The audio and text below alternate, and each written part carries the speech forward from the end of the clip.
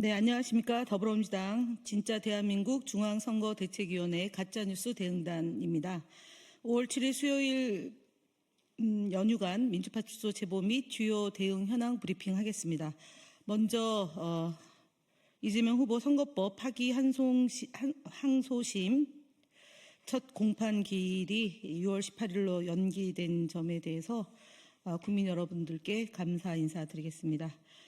특정한 국민을 정치적으로, 경제적으로 또는 사회적인 이유로 선거권과 피선거권을 행사할 수 없도록 해서는 안 된다라는 헌법 정신을 반영한 결과라고 봅니다. 먼저 5월 2일부터 6일 사이에 5,516명이 방문했고 1,938건의 제보가 접수됐습니다. 매체별로는 네이버가 19.09%로 가장 높은 수치를 기록했고 그 뒤로 유튜브 16.67%, SNS 15.07%, 현수막 6.66, 커뮤니티가 6.50 순으로 제보되었습니다. 연휴간 있었던 주요 제보 내용을 말씀드리겠습니다. 이재명 후보에 대한 살해 예고 및 살해 선동글이 지속적으로 유포되고 있습니다. 우선 5월 2일 페이스북을 통해 이재명 후보를 겨냥한 살해 예고 게시물이 유포되고 있다는 제보가 다수 확인되었습니다. 해당 게시자는 지옥 잘 가라 등의 표현을 사용하며 명백한 살해 의사를 드러내는 위협적인 글을 반복적으로 게시한 것으로 나타났습니다. 또한 5월 5일에는 DC인사이드 국민의힘 갤러리라는 온라인 커뮤니티를 통해 살해를 선동하는 글이 유포되고 있다는 추가 제보가 접수되었습니다. 해당 게시자는 과거 이재명 민주당 후보가 피습당했던 영상을 공유하면서 이건 말곤 답이 없어 보이면 추천 등의 문구를 통해 살해 행위를 주장하고 있습니다. 이와 관련해서 민주파출소는 현재 관련자에 대해 법적 조치를 준비하고 있다는 점 보고드립니다. 전 국민 계몽운동 명칭의 허위 전단지가 유포되고 있다는 제보입니다. 선거를 앞두고 특정 정치 세력을 비방하고 허위 사실을 유포하는 내용의 전단지가 배포되고 있다는 정황도 포착되고 있습니다. 연휴 기간 중 다수의 제보에 따르면 신원을 알 수 없는 인물이 5개 게시판을 돌며 전단지를 부착하는 장면이 포착되었고 해당 전단지에는 선관위 부정선거, 공사나 민주당 간첩법 개정, 예산 삭감 등과 같은 관련된 내용이 포함되어 있습니다. 이러한 전단지 내용은 민주당을 공산 세력과 연결시키고 윤석열 대통령을 옹호하려는 극우 성향의 선동 메시지를 담고 있으며 전 국민 계몽운동이라는 명목 아래 유포되고 있습니다. 민주파출소의 확인 결과 해당 전단지를 배포한 단체는 중국 유학생은 100% 잠재적 간첩, 사전투표 노, 오직 대만식 수개표 등의 구호가 담긴 현수막도 도심 곳곳에 설치하고 있는 것으로 확인되고 있습니다. 가짜뉴스 대응단 주요 대응 현황 보고드리겠습니다. TV조선 펜앤마이크에 대해서 언중이 제소 등 언론 대응 보고입니다.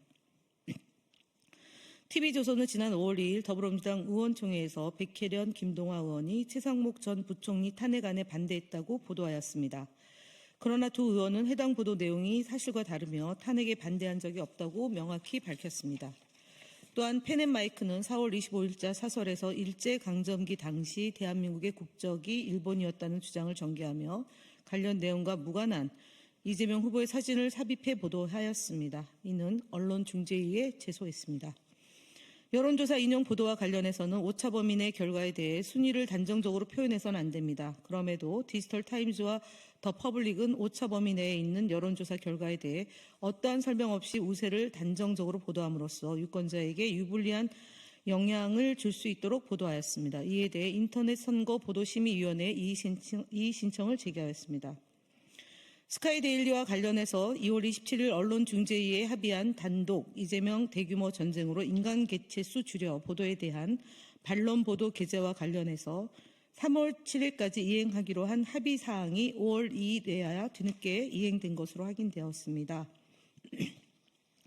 언론중재위원회 중재 결정은 확정 판결과 동일한 효력을 가지며 정해진 기한 내에 이행하지 않을 경우 1일 50만 원의 이행 지체금을 발생합니다.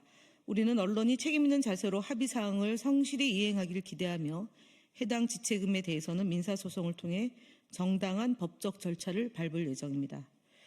5.18 민주화운동과 관련해 북한 개입설이나 더불어민주당 국회의원이 유공자라는 등의 허위사실이 지속적으로 유포되고 있는 네이버 카페, 블로그 등 10억 10여 건에 대해서도 방송통신심의위원회 민원을 신청하였습니다. KBS 라디오 전격 시사, TV조선 시사쇼 정치다 등 편향 왜곡 방송 사례에 대해 선방심의 심의 신청 현황을 보고드리겠습니다. 연휴에도 방송의 편향적인 진행은 지속되었습니다.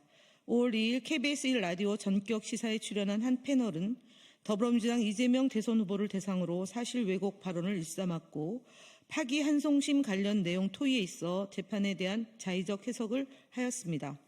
어떤 사람이든 재판은 공정하게 받을 권리가 있고 심각하게 침해한 것입니다. 같은 날 SBS 보도 김태현의 정치쇼에서 출연한 김재섭 국민의힘 의원 또한 이재명 대선 후보와 더불어민주당을 대상으로 사실을 왜곡해서 발언하였고 공포심을 조장하는 허위 발언 또한 했습니다. 이와 같은 사례들은 방송은 재판이 계속 중인 사건을 다룰 때에는 당사자의 공정한 재판을 받을 권리를 침해하지 않도록 유의하여야 한다는 방송심의에 관한 규정 제11조 재판이 계속 중인 사건을 위반한 것입니다. 5월 2일 YTN의 뉴스 스타트에 출연한 패널 또한 같은 규정을 위반하여 3개 사례 모두 선방심의에 심의 접수하였습니다. 또한 김재원 국민의힘 김문수 대통령 후보 비서실장은 5월 5일 KBS 1라디오 전격 시사에 출연하여 이재명 대선 후보와 민주당을 대상으로 사실을 왜곡하여 발언하였으며 여론조사의 결과에 대해 언급하면서 조사 의뢰자, 조사 일시, 조사 기관 단체명 등 사항을 시청자에게 명확하게 인식할 수 있도록 발언을 하지 않았습니다. 이는 선거방송심의에 관한 특별규정 제18조 여론조사의 보도 제2항을 위반한 사항으로 선방심의 심의 요청을 접수했습니다. 이 외에도 TV조선의 시사쇼 정치다 프로그램은 5월 2일, 3일, 4일, 5일 연달아 출연한 패널수 및 발언 시간에 대한 형평성에 어긋나게 진행하였으며 이는 불균형 패널에 대한 공정성, 객관성 위반 사항으로 4건의 선방심의를 제기하였다는 점을 말씀드립니다.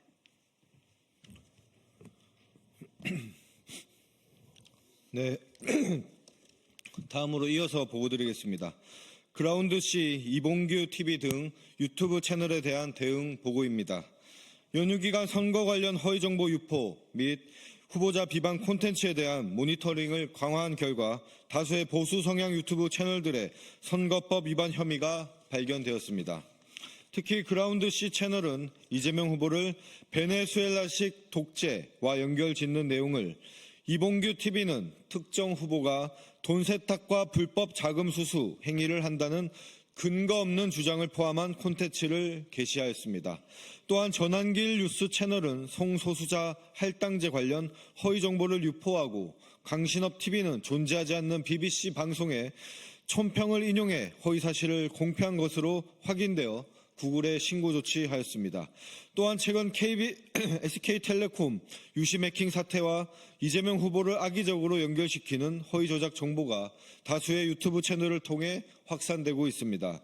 배승희, 이봉규 TV, 김사랑 등의 채널은 민주당과 이재명이 선거 자금을 마련하기 위해 SK텔레콤 해킹 사건을 일으켰다. 코나아이가 유심을 제작해 SK텔레콤으로부터 대금을 선지급받아 수백억 원의 자금을 유출했다는 등의 근거 없는 허위 주장을 유포했습니다. 사실 확인 결과 코나아이는 SK텔레콤에 유심칩을 공급하지 않았으며 해킹과 선거 자금 사이의 연계는 완전히 허위 사실이었습니다. 또한 일부 채널은 SK텔레콤 해킹이 부정선거를 준비하기 위한 것이라거나 교체될 유심칩에 중국 통제용 프로그램이 설치되어 있다는 등의 황당한 음모론을 제기하여 해당 내용들을 수집해 구글에 신고 접수하였습니다. 또한 선거 기간 중 주요 유튜브 채널들의 공직선거법 위반 패턴을 분석한 결과 대법원 파기환송 판결을 유죄 확정으로 왜곡하는 허위사실 공표, 이재명 후보를 범죄자, 전과자로 지칭하는 비방행위, 상대 진영 인사들을 시체, 곰팡이 나는 사람들로 표현하는 인신공격성 발언, SK텔레콤 유심 해킹 사태를 선거자금 마련, 코나아이 수백억 자금 유출, 부정선거 준비 등으로 왜곡 하는 악의적 음모론 유포가 특히 빈번한 것으로 분석되었습니다. 이러한 악의적 가짜뉴스 유포 채널에 대해 구글 신고와 함께 정보통신망법상 명예훼손 혐의 또한 공직선거법 위반 혐의 등으로 법적 대응을 적극 추진할 예정임을 밝힙니다. 다음으로 후보자 성명 포함 불법 현수막에 대한 대응 보고드립니다. 서울 송파병 지역에서 대법 유죄 취지 파기환 송 이재명 후보님 사퇴하십시오 라는 내용의 현수막이 개첩되어 있다는 신고가 민주파출소에 다수 접수되었습니다. 확인 결과 해당 현수막은 국민의힘 소속 김근식 송파병 당협위원장이 개첩한 현수막으로 해당 현수막은 이재명 후보의 이름을 적시해 대통령 선거에 영향을 미칠 의도를 명백하게 인지할 수 있는 불법 현수막입니다. 우리 위원회는 해당 현수막을 공직선거법 제90조 제1항 위반 혐의로 즉시 중앙선거관리위원회에 이를 신고하였으며 해당 현수막들이 철거될 수 있도록 조치를 취하고 있습니다. 또한 향후 유사 사례가 재발하지 않도록 선거관리위원회에 강력한 대응을 요청하였음을 밝힙니다. 다음 국민의힘 거짓말 시리즈입니다. 국민의힘 대선주자 거짓말 시리즈 22번째입니다. 지난 5월 3일 국민의힘 대통령 선거 후보로 선출된 김문수 후보는 과거 구구 행적이 부각되는 것이 부끄러우신 모양입니다. 심지어 지난 4월 24일 국민의힘 경선 맞수 토론에서는 자유통일당 정강훈 목사와 아무런 관련이 없다라고까지 주장하였습니다. 하지만 이제 와서 과거에 자신을 부정하는 거짓말을 한다고 해도 과거는 지워지지 않습니다. 김문수 후보는 2020년 1월 31일 정광훈 목사와 함께 자유통일당을 창당했습니다. 심지어 김문수 후보는 그날 100번 김구 기념관에서 열린 창당대회에서 당대표로 추대되기까지 하였습니다. 같은 해 3월에는 사전 선거운동을 한 혐의로 구속된 전광훈 목사의 석방을 요구하며 울먹이고 눈물까지 흘리기도 하였습니다. 이 자리에서 김문수 후보는 정광훈 목사가 계셨더라면 우리는 아프지 않았을 것, 주사파 모두 체포하고 전 목사 석방을 하나님께 기도하자는 구구적 발언을 쏟아내기도 하였습니다. 과거 행적뿐만 아닙니다. 최근 2025년 2월 14일 2월 14일 대정부 질문에서 김문수 당시 고용노동부 장관은 정광훈 목사에 대해 우리 대한민국의 목사, 대한민국 자유민주주의를 수호하기 위한 목사라고 언급하였습니다. 자유통일당 대표까지 지냈고 전 목사를 위해 눈물까지 흘렸음에도 김문수 후보는 이제 와서 자유통일당 정광훈 목사와 아무런 관계가 없다고 뻔뻔스러운 거짓말을 하고 있습니다. 이러한 행적에 김문수 후보가 대선 후보로 선출되는 상황이 그리고 또 단일화를 명분삼아 그를 쫓아내겠다고 하는 그 모습이 국민의힘의 현재 민낯입니다. 다음 국민의힘 대선 주자 거짓말 시리즈 23번째입니다. 김문수 후보는 지난 5월 5일 자신의 페이스북 SNS를 통해 세계 1위 e스포츠 선수 페이커가 촬영했던 스튜디오에서 선거운동에 사용할 공식 프로필을 촬영했다며 페이커의 공식 세러머니 포즈인 쉿 포즈를 따라하는 사진과 내가 책임질게 끝나 라는 설명과 함께 본인의 사진과 페이커의 사진을 함께 업로드하였습니다. 페이커가 김문수 후보와 전혀 관계가 없음에도 김문수 후보와 페이커가 어떤 관련이 있는 것처럼 페이커의 발언과 포즈를 따라하고 그의 사진까지 업로드하며 오해를 살만한 게시글을 의도적으로 올린 것입니다. 이에 대해 페이커 선수가 소속된 T1 측은 6일 페이커 선수는 어떠한 정치적 입장, 정당 혹은 정치 캠페인과 무관하다며 게시글 삭제 등의 조치를 취하기 위해 노력하겠다고 밝혔습니다.